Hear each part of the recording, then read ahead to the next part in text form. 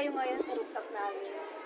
Siyempre, magtatanim tayo kasi meron po ako ditong limang halaman na nakukonfuse talaga ako. Mura nga lang yung pagkabili namin, kaya lang po, kapangit ang lupa nila. Tignan niyo po yung dwarf caladium ko. Napakatigas ng lupa. Yan o. Ilang dahon na yung natanggal sa kanya. Kaya gusto ko na talaga siyang ilipat. Pati itong aking caladium. Tignan niyo naman po. Ilang araw ko pa lang siyang nabibili. Oh. Hindi maganda talaga yung lupa na ginamit nila.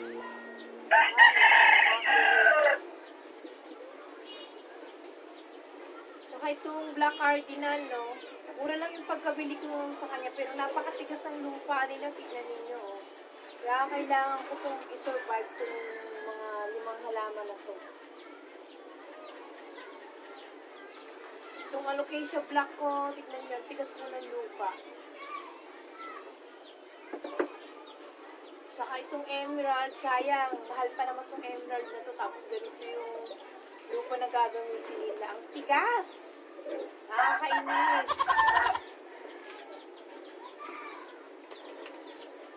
Dito po tayo ngayon, no, syempre, gagamit tayo ng magandang lupa para ma-survive sila, gumanda yung mga dahon nila. Siyempre po, una natin gagamitin yung loam soil. Itong loam soil ko, mix soil na po ito. Mix soil. May ipa, may coco peat, tapos may garden soil. Siyempre, binili lang natin ito sa garden, kaya hindi naman talaga tayo sure kung talagang matabang lupa ito. Kaya gagamit pa rin tayo ng vermicast na binili ko po sa online.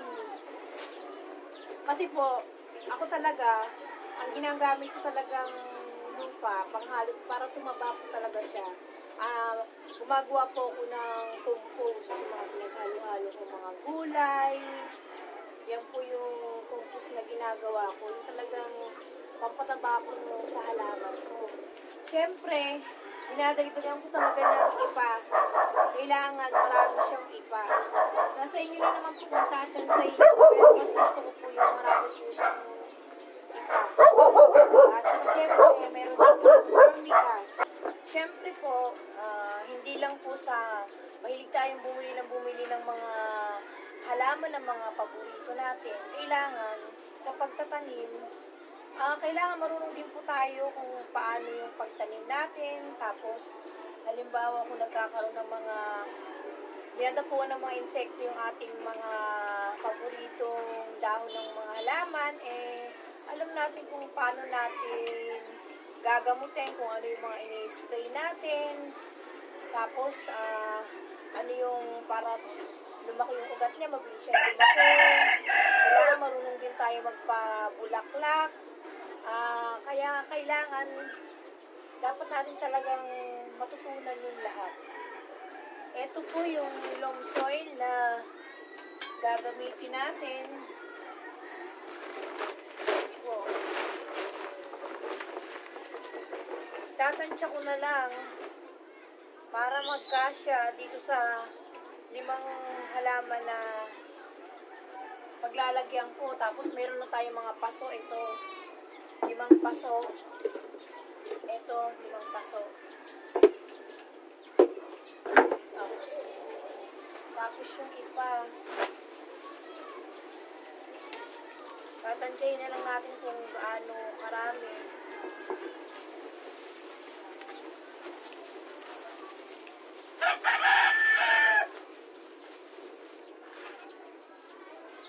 Kasi may tinatawag sila 60% garden soil na gagamitin, 20% ipa, nasa iyo kung anong pampataba yung gagamitin mo, compost o vermicast. Ako tinatsyansya ko na lang yan. Basta ang pinaka marami talaga sa akin yung ipa. Kasi yung ipa nakakatulong para mag-moist lagi yung kanyang lupa. Tapos sumisip-sip din po siya ng mga nutrients, yun po yung naitutulong niya. Siyempre, nilalagyan din po natin mga 20% ng vermicast kasi wala po tayong compost ngayon. Yung compost po talaga, mas the best talaga yun. Gamitin sa halaman.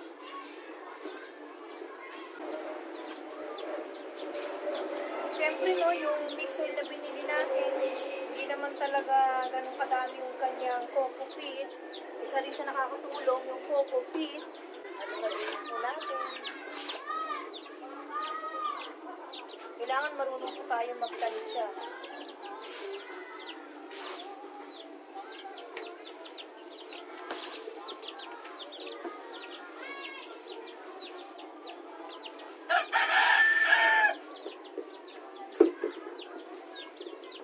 Ito yung una natin itatanayan yung dwarf caladium. Grabe. Ang tigas-tigas ng lupa nyo. Tignan nyo po. Pwede nang ipukpok sa ulo. Buhok talaga. Oh, grabe oh. Oh, nakakainis. Tigas-tigas.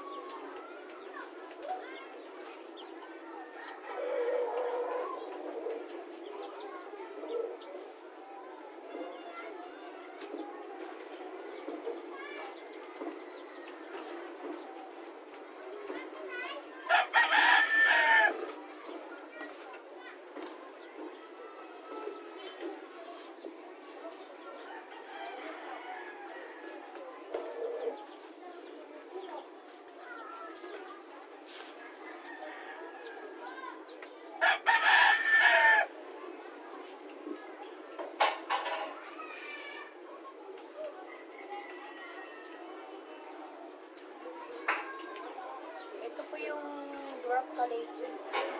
Tinanggal natin sa matigas na lupa.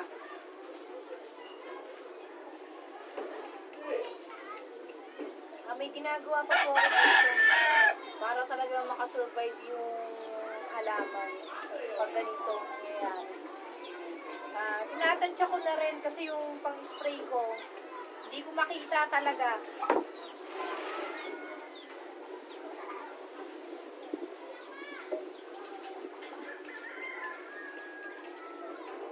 Yan po. Ito ko nilagay sa pang-spray na maliit lang siya.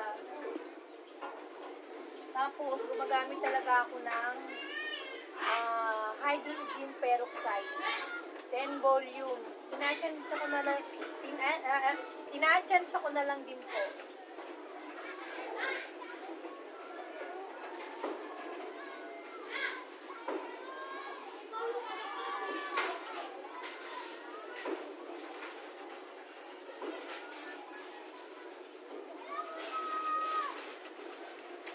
Yan po.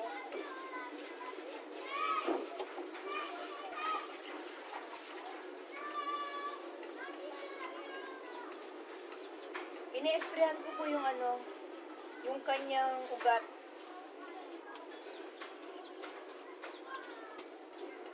Aray ko, mag-spray ka. Teka lang po Sira po yung spray. Pwede ko na lang sa pinakamaliit natin isasalin. Ay, naku, ano ba to? You ready?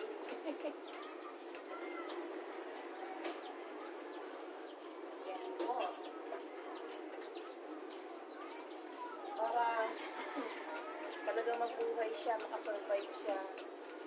Kasi hindi natin alam, baka tinamaan siya ng fungus. Isa nakakapatay ito ng mga fungus, mga bacteria sa halaman. Yan. Ito. Kaya pong ginagawa.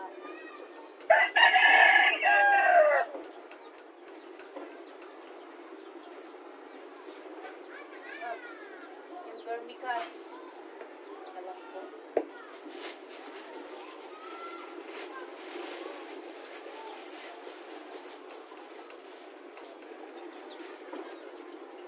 Vermicast, ito yung galing sa tahi ng bulate. Maganda rin talaga to sa halaman kung wala kayong compost.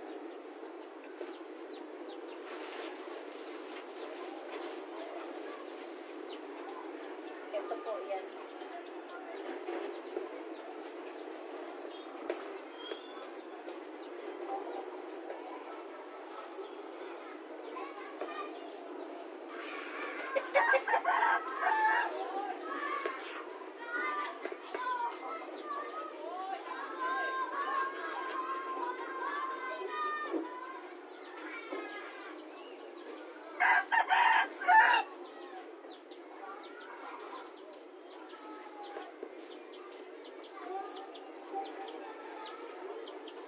Pasensya na wala akong guwantes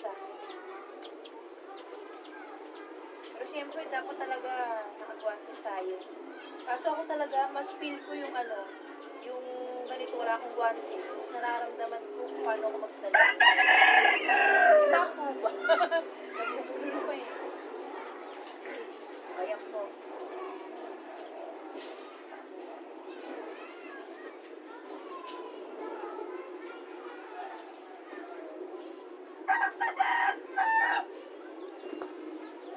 Para isa rin sa nakakatulong yung hydrogen peroxide.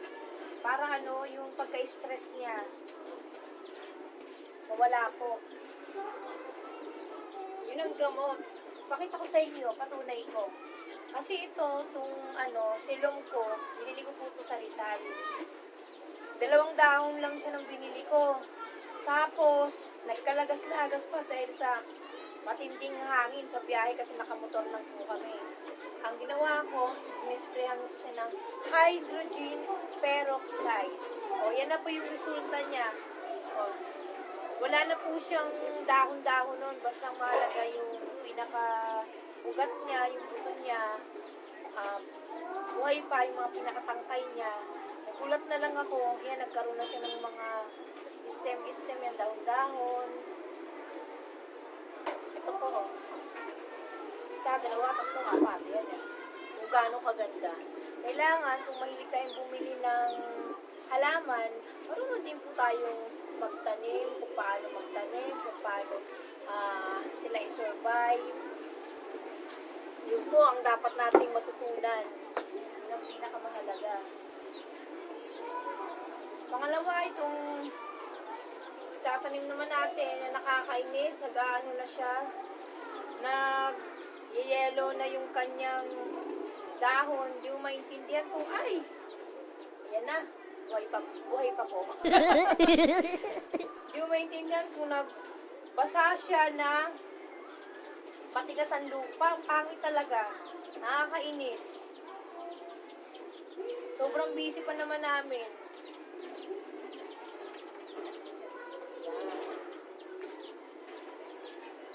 Basa siya, kaya hindi mo maintindihan kung nag-overwater siya pero matigas ang lupa niya, pero dating sa ilalim malambot. Ang pangit po, di ba? Kaya, kailangan talaga isprayan natin para talaga mag-survive siya. Saka yung fungus, baka fungus sa halaman. Yan po.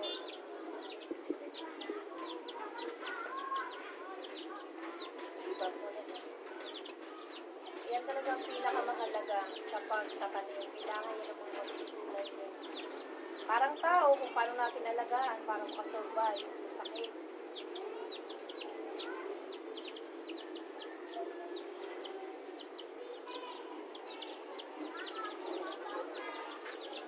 Help.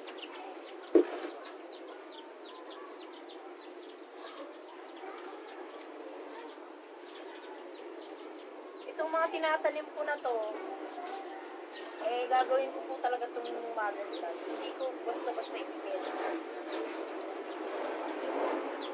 Kasi nung mga nakarang araw, umin po kami ng mga plants talaga.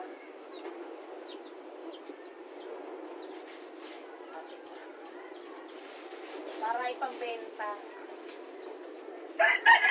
Napansin ko lang, yung mga pinamimili ko yung iba, ng mga garden, yung maganda lupa na ginagamit nila. Kaya ikaw na lang talaga ang maglilipat para makasurvive sila.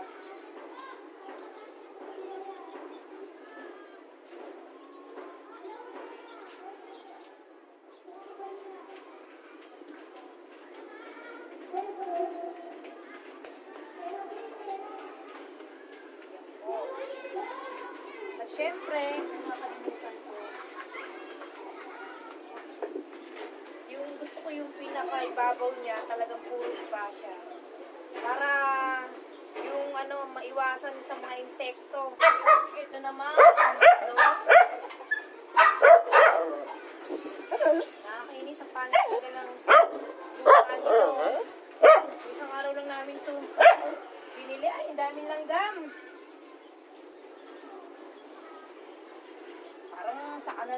Parang sa kanal lang to kinuha eh. Kaya.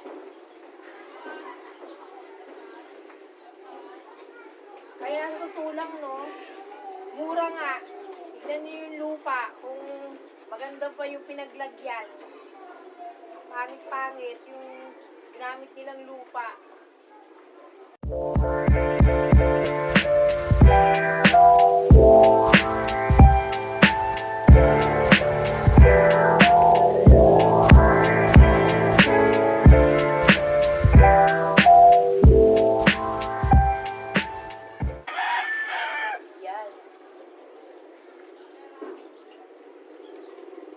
Kaya pala, napakabilis dumami nito. Sayang yung iba, ang bilis lang nila mag-yelo. Kasi nga ganun nangyayari.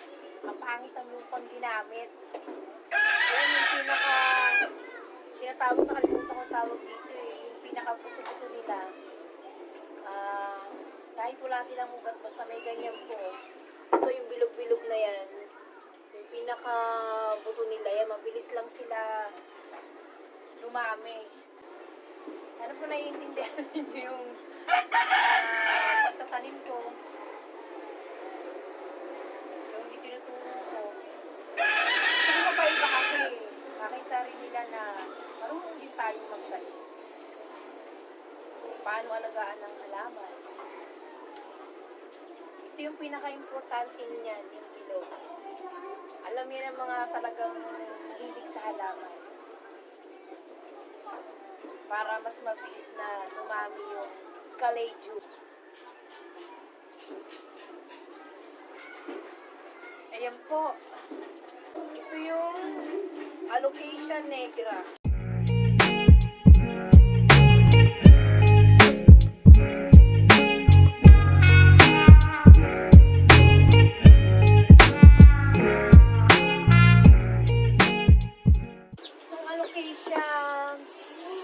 Black na to. Akong mahal nito pag malaki na. Medyo mababa lang yung pagka-bili ko. 200. Hindi naman po. Ako na yung magpapalaki. Kasi pag malaki na, yung ganito, nako, libo na to. Yung po yung advantage kapag nag-road trip ka, nagpa-plant hunting ka. Halimbawa sa ibang garden, mahal. Hindi ako tutuloy. Sa ibang garden, malamang po yung price niya talaga. Na yun, mahal yun. Pero sa ganitong garden, dito sa garden na to, mura siya. Bibilin ko na. Yun talaga yung advantage niya. Kaya, mahilig ako mag-plant hunting or road trip. Siyempre, hindi naman talaga natin afford yung bibili tayo ng mga mamahal na halaman. Magsisimula tayo sa kahit medyo mababa lang o maliit, basta yung presyo, afford natin, diba po? Kumbaga, hindi naman sa pagiging puri po, kailangan maging wise tayo dahil sa hirap lang buhay ngayon. Iba po ba? Yan po. Alocasia, black ng alocasia. Ang last, emerald. Ito talagang mahal tong halaman na to.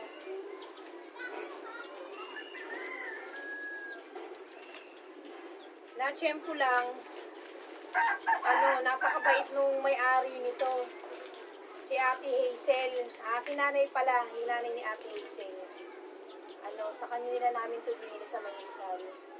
Mura lang, hindi ko na sasabihin yung price. Kaya ililipat ko siya, gagawin ko siyang mother plant. Diba? Para balang araw, dumami siya. At pagkakitaan namin, diba? Dagdag, kita. Yan ang advantage na marunong tayong magtanim. Paano magtanim, paano alagaan ng halaman, paano natin gamutin. So, okay naman siya. Bawasan lang po natin ng konti.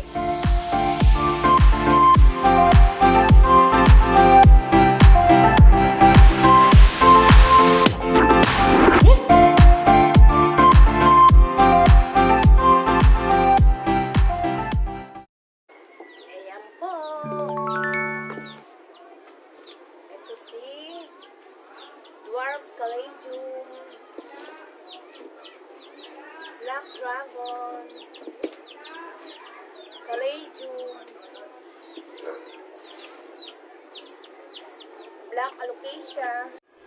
Ay, charan! Ito po yung gusto ko sa inyo ipakita. Kahit maliit lang yung kanyang nilagyanan. Tignan niyo po. Yan. Ilan po yung bunga niya? 1, 2, 3, 4, 5, 6 na kamatis, di ba po ba? Kahit maliit lang yung kanyang lalagyanan, ang dami niyang mamunga. Bali, yung iba nito na gamit na namin bilang sangkap, ang bunga nito 12. Di ba po? Yan po. Yan, di ba? Ang galing-galing. Ang ginamit ko pong lupa dito, bilang pampataba, compost. Yung talaga yung the best sa mga kamatis, mga sili. Compost, may tayo rin siya ng manok, pero hindi masyadong madami. Compost talaga, the best kong ginagamit pag nagtatanim ako. Sana po, meron po kayong natutunan sa akin, kahit medyo bago po.